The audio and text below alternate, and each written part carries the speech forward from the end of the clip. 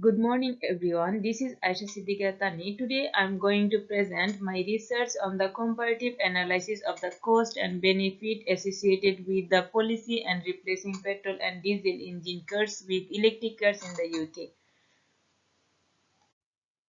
This study aims to address three key questions.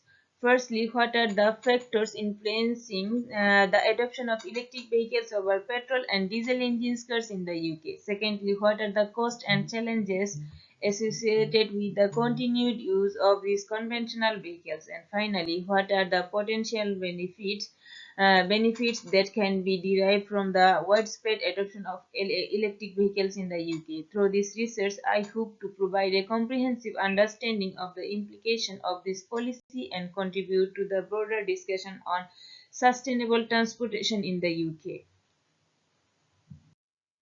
To address the research question, I employed a comprehensive data collection strategy that involved gathering information from various sources. This included journals, articles, and reliable websites, as well as purposeful searches in publications from policymakers, industry experts, environmentalists, and relevant organizations. Additionally, I collected secondary data from academic journals, government reports, and industry studies to situate my research within the broader academic discourse. To ensure the currency and relevance of the data, I prioritize recent works published within the last 5 years. My research strategy followed the research onion model, which provided a structured approach to the data collection process. The pragmatic philosophy underpinning this research aimed to provide a realistic understanding of the challenges related to electric vehicles adoption. I employed a deducting approach focusing on specific issues after conducting a comprehensive literature review.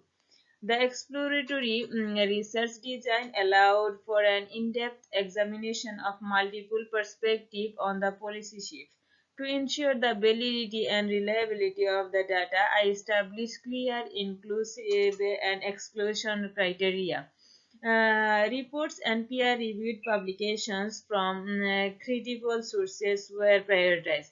Where outdated or irrelevant information was removed, the time frame for the data and collection spanned from the 2017 to the present, considering recent development and changes in the policy landscape.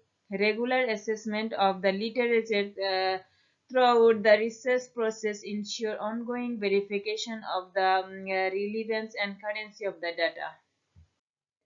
In terms of data analysis, I adopted a mixed method approach that combined qualitative and quantitative data. Content analysis served as the primary method for the objective examination of written materials on the electric vehicle transition in the UK. This systematic and thorough exploration of qualitative data aimed to provide comprehensive understanding of the chosen policy. Additionally, I incorporated statistical data from trustworthy databases on the vehicle registrations, emissions, and economic indicators to complement the qualitative insight and add a quantitative dimension to the analysis. The data collected for this research met my expectations and provided comprehensive understanding of the electric vehicle transition in the UK. The qualitative data offer nuanced perspectives on factors influencing adoption, costs, challenges, and potential benefit, while the secondary data situated the research within the broader academic context, ensuring relevance to the research questions. Statistical data complemented the qualitative insights, adding a quantitative dimensions to the analysis. I employed several analytical techniques and methods to examine the data. Content analysis allowed for a systematic and objective examination of written material, identifying recurring issues, patterns, and findings. This method was particularly appropriate for exploring qualitative and data and gaining a comprehensive understanding of the policy.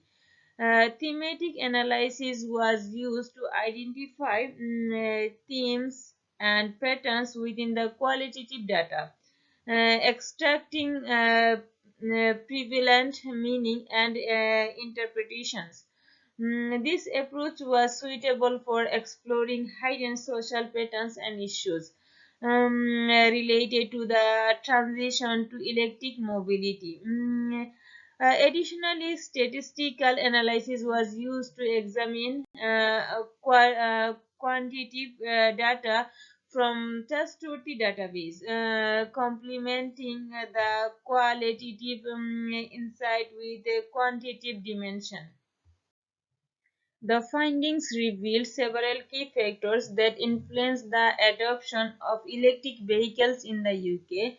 Environmental concerns and perceived environmental benefit were found to be significant drivers of EV adoption, as highlighted by Barma and Khan 2022. Financial incentives such as tax benefit and lower operating costs also played a crucial role in shaping consumers' decisions, as evidenced by K and Han Kok Hong 2022. The availability of infrastructure, particularly charging stations, was identified as a critical factor for widespread adoption. Furthermore, technological advancements, including improved battery range and performance, contributed to increased adoption rate. These findings provide a comprehensive understanding of the factor influencing EV adoption in the UK and align with the broader academic discourse on the subject. The combination of qualitative and quantitative evidence strengthens the validity of the findings. The research revealed significant costs and challenges associated with the continued use of petrol and diesel cars in the UK. Air pollution and greenhouse gas emissions from these vehicles were found to contribute to environmental degradation. Moreover, the health costs linked to air pollution from petrol and diesel car were identified as substantial. The dependence on fossil fuel for these conventional vehicles was also found to lead to economic vulnerabilities. Additionally, the infrastructure costs for maintaining petrol and diesel car infrastructure were identified as considerable. These findings highlight the significant costs and challenges associated with the continued use of petrol and diesel cars in the UK, emphasizing the need for a transition to more sustainable transportation options, such as electric vehicles. The identified costs and challenges are supported by both qualitative and quantitative evidence. The findings demonstrated significant potential benefits of widespread electric vehicles adoption in the UK. Reduced greenhouse gas emissions and improved air quality were identified as key environmental benefits. Lower operating costs for consumers, leading to long-term financial benefits, were also highlighted.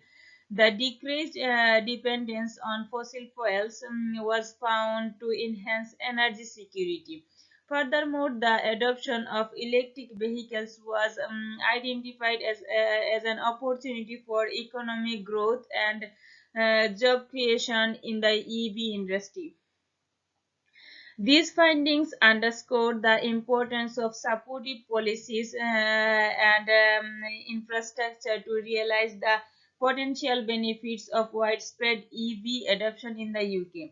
The identified benefits span environmental, economic, and social dimensions, providing a robust understanding of the potential positive impact of the transition to electric mobility.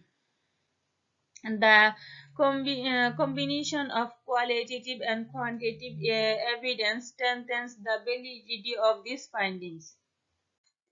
In conclusion, this research aimed to address three key questions regarding the adoption of electric vehicles in the UK. The findings demonstrate that the transition from petrol and diesel cars to EVs is influenced by a complex interplay to environmental, financial, technological, and infrastructural factors. The continued use of conventional vehicles poses significant environmental, health, and economic cost to the UK.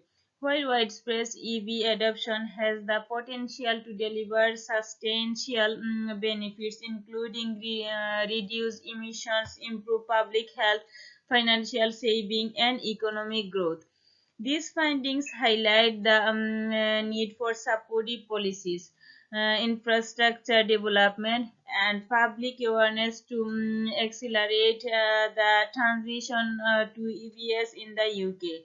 I recommend strengthening financial incentive and subsidies for EV purchases to make them more accessible for consumers. Mm, Investing in the development of a comprehensive and reliable EV charging infrastructure across the UK is also crucial.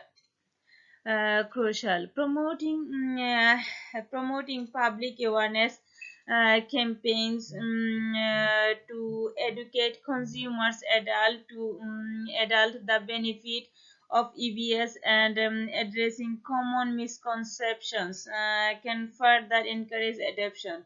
Encouraging research and development in EV technology to improve battery range, performance, and affordability will also contribute to the transition. Moreover, implementing policies that discourage the use of petrol and diesel cars, such as congestion charges and emission standard, can accelerate the shift towards cleaner transportation, fostering collaboration between government, industry, and academia will be essential to accelerate the development and deployment of EV technologies. Finally, developing a long-term strategy for the transition to EVs, considering the need of different stakeholders and ensuring a just and equitable transitions is crucial for the success of this policy.